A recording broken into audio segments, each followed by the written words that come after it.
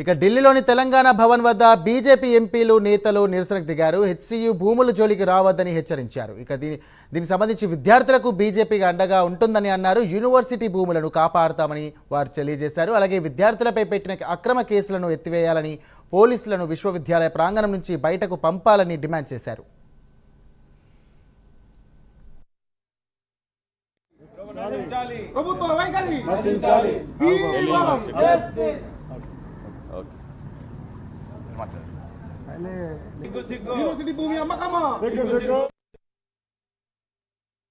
ఈరోజు ధర్నా నిర్వహించి ఈ ప్రభుత్వాన్ని నిరసన చెప్తూ తెలియజేస్తూ ఉన్నాం. మా భూముల అమ్మకం కనుక ఇట్లే కొనసాగితే ఖబర్దార్ అని చెప్పి హెచ్చరిస్తూ ఉన్నాం. మా జోలికి రావద్దని చెప్పి డిమాండ్ చేస్తూ ఉన్నాం. భారతీయ జనతా పార్టీ ఆ భూముల రక్షణలో మాకున్న శక్తి మేరకి విద్యార్థులకు, విశ్వవిద్యాలయానికి అండగా ఉంటామని చెప్పి, విశ్వవిద్యాలయ భూములు కాపాడంలో భారతీయ జనతా పార్టీ పార్లమెంట్ సభ్యులుగా, భారతీయ జనతా పార్టీ శాసనసభ్యులుగా, భారతీయ జనతా పార్టీ శాసనమండలి సభ్యులుగా పార్టీ యావత్ అంతా కూడా వాళ్ళకు అండగా ఉంటుందని చెప్పి తెలియజేస్తా ఉన్నాం.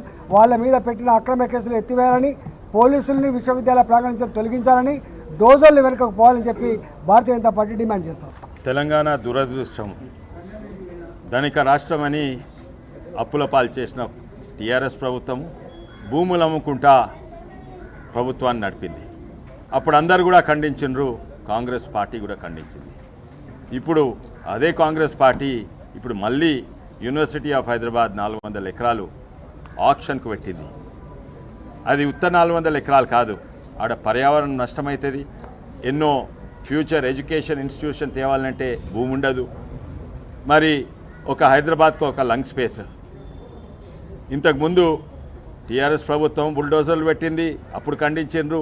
కోవిడ్ టైం అప్పుడు ఎవ్వరు లేనప్పుడు బుల్డోజర్లు పెట్టి రోడ్లు వేసేసింది టీఆర్ఎస్ ప్రభుత్వం. ఇప్పుడు వాళ్ళు ఖండిస్తుండ్రు కాంగ్రెస్ ప్రభుత్వం. ఈ రెండు, టీఆర్ఎస్ ప్రభుత్వం, కాంగ్రెస్ ప్రభుత్వం, ఓ సైడ్ పర్యావరణం మాట్లాడతారు, ఓ సైడ్ ఎడ్యుకేషన్ డెవలప్ అంటారు, కానీ ఇంకో సైడ్ భూముల అమ్మకం పెడుతుండ్రు. స్టూడెంట్స్ నిరసన తెలుపుతుండ్రు, ధర్నాలు చేస్తుండ్రు. వాళ్ళను దారుణంగా పోలీస్ ఫోర్స్ పెట్టి అరెస్టు చేస్తుండ్రు. మొట్టమొదలు వాళ్ళ మీద కేసులు తొలగియాలి. ఇందిరమ్మ రాజ్యం తెస్తానని అధికారంలోకి వచ్చిన రేవంత్ రెడ్డి తెలంగాణలో పర్యావరణాన్ని రక్షిస్తానని చెప్పి హైడ్రా చట్టాన్ని తీసుకొని వచ్చినటువంటి రేవంత్ రెడ్డి గారు కొన్ని వేల చెట్లని, కొన్ని వేల పశు సంపద నిలయంగా ఉన్నటువంటి సెంట్రల్ యూనివర్సిటీలో ఉన్నటువంటి చెట్లను నరికివేయడాన్ని హైడ్రా రంగనాథ్ కళ్ళు మూసుకొని ఎట్లా చూస్తున్నాడో ఒకసారి సమాధానం చెప్పాలి. 1973లో 2400 ఎకరాలు ఇచ్చి హైదరాబాద్ సెంట్రల్ యూనివర్సిటీ అనే ఒక విశిష్టమైనటువంటి యూనివర్సిటీని తెలంగాణ ఉద్యమాన్ని అణిచేందుకు ఆ రోజు కాంగ్రెస్ పార్టీ ఇస్తే, ఇందిరమ్మ పేరు చెప్పుకొని అధికారంలోకి వచ్చినటువంటి రేవంత్ రెడ్డి పేరుకు ముందు ఒకసారి, పథకానికి వెనకాల ఒకసారి, ఇందిరమ్మ జపం లేకుండా బతుకుతున్నటువంటి రేవంత్ రెడ్డి కాంగ్రెస్ సర్కార్ ఇందిరమ్మ ఇచ్చినటువంటి 2400 ఎకరాల హైదరాబాద్ సెంట్రల్ యూనివర్సిటీ భూముల్లో 400 ఎకరాల భూముల్ని మా ఇష్టారాజ్యంగా అమ్ముకుంటామనేటువంటి అధికారం రేవంత్ రెడ్డికి, కాంగ్రెస్ సర్కార్కి ఎక్కడుందో ప్రజలకు చెప్పాలి. టీఆర్ఎస్ ఎలియాస్ బీఆర్ఎస్ పార్టీ అధికారంలో ఉన్నప్పుడు సర్కారు భూములు అమ్ముకుంటే పీసీసీ ప్రెసిడెంట్గా అంతంత ఎత్తెగిరినటువంటి రేవంత్ రెడ్డి గారికి పీసీసీ అధ్యక్షుడి నుంచి ముఖ్యమంత్రి సీట్లోకి మారంగానే ప్రభుత్వ భూములు అమ్ముకోవడం న్యాయమని చెప్పింది ఎవరో ఒకసారి రేవంత్ రెడ్డి గారు ప్రజలకు చెప్పాలి.